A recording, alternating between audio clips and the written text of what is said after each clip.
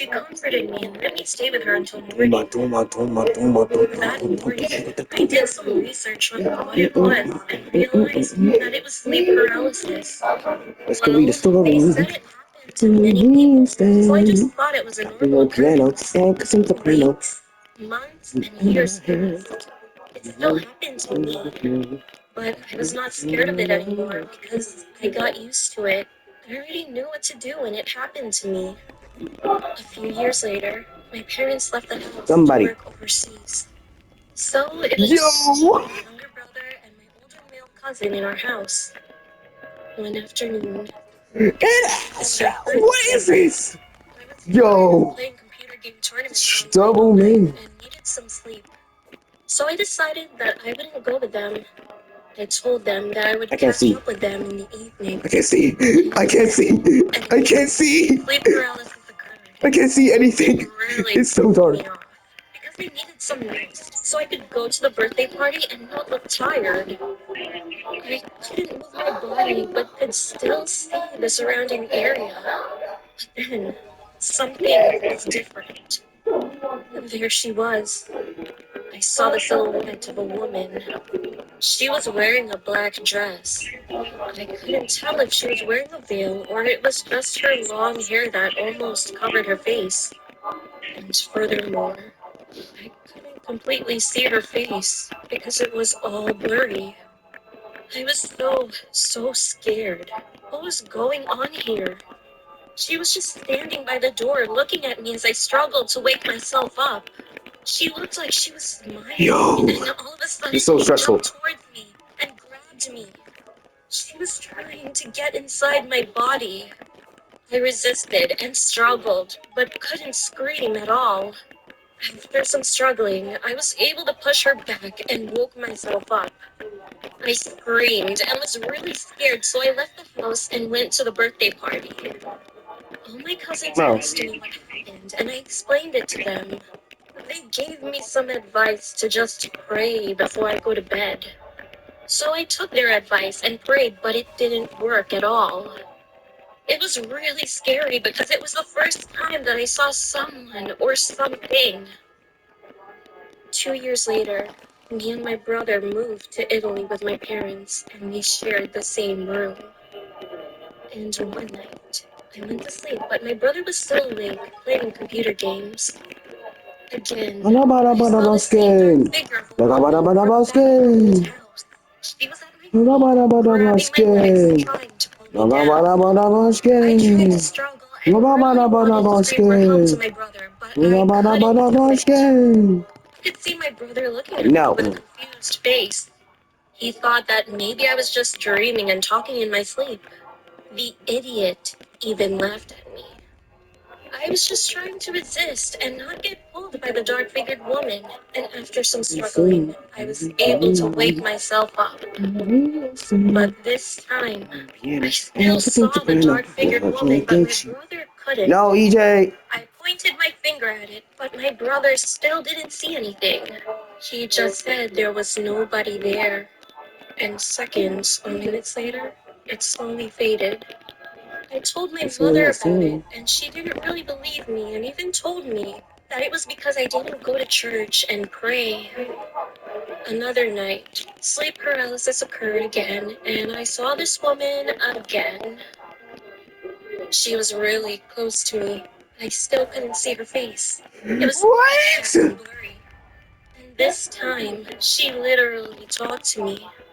She whispered into my ear, "I will give you anything you want. Money, That's a freaking horrifying this crap. glory. All you need to do is let me in." I told her, "No, please leave me alone," and woke myself up again. That was the last time I saw her. That was in 2017, and now it's 2019. I'm 22 now. I'm not scared of sleep paralysis, but the only thing is, Oh crap. I'm just scared of that dark-figured woman.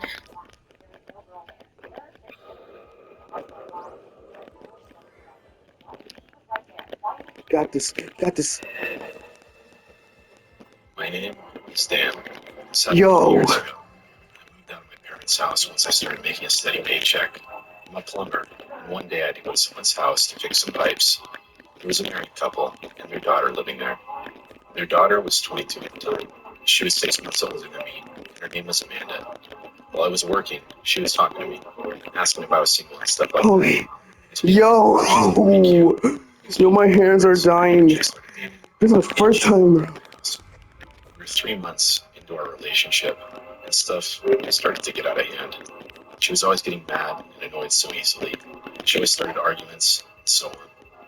This began to happen all of the time, even in public, which was incredibly embarrassing. One day I had enough, and I had to break up with her. Jamar, bro, help me. And never come back. Amanda was pretty pissed off when I said that. I just ignored her. She was packing her stuff. She finally left, or so I thought. After that Yo. day, she would push me in the house, harass me, throw rocks in my window, and so on. I called the cops many times, but she was gone by the time they showed up. A month later, I came home from working. I would find her in her house, yelling at me to come back, writing on the walls and saying, "Come back, or I'll kill you." Writing eventually went from pencil to marker, and wrote fucking blood. And Jess, being serious when I said blood, that bitch carved my name a bunch of times in her arms and legs. She only got out of the way in the house because I forgot to take the housekeeper back for her at the time. In hindsight, I'm such an idiot. I know. That psycho knew where my parents lived. He showed up to their house during the night. My mom almost had a heart attack when she woke up to the sound of a knife being tapped on the window glass. Holy ankle She break. woke up and she saw Amanda standing there, staring at her. My game is left and right hard, but I don't care. Amanda did a lot, which really pissed me off. I seriously don't care. I decided to stay overnight at my parents' house. I'm looking dragging this I team. heard a tapping noise at the window next to me. I turned and saw Amanda staring right at me. Her eyes were wide Like, open, bro. red. She Dang had it. bags in her eyes and a huge smile. I went inside and started yelling at her to stay away from me and family. But she screamed at the top of her lungs and charged at me with a knife. I punched her right in the face, which knocked her out. I called the cops and made sure Amanda didn't wake up while they were arriving. The cops Thank you. They Yo. found my house key on her. Checks My hands need to breathe. After Amanda was sentenced, my parents and I moved out of state because we'd like to stay Jamar. away from Amanda. Jamar, you there? We can, because she will eventually be released. Jamar.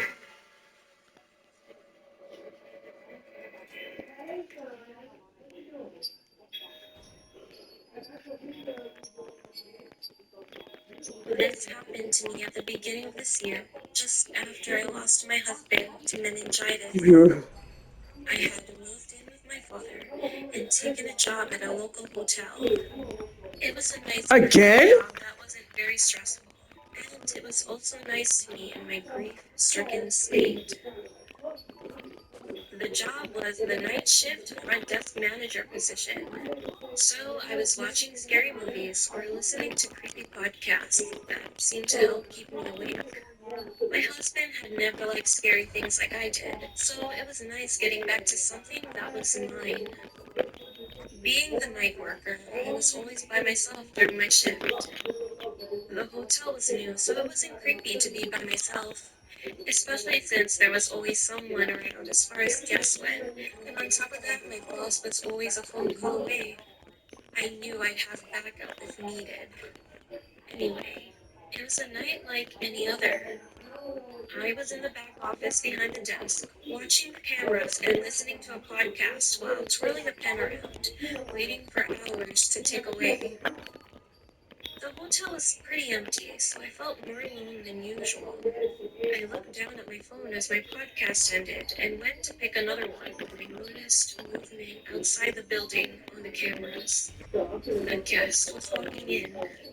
I hadn't seen a car pull in from the driveway camera, but I chalked it up to me just not paying attention and went to the desk. The man walked in, and I quickly noticed his clothes were dirty, tattered, and that he had this odd smell to him.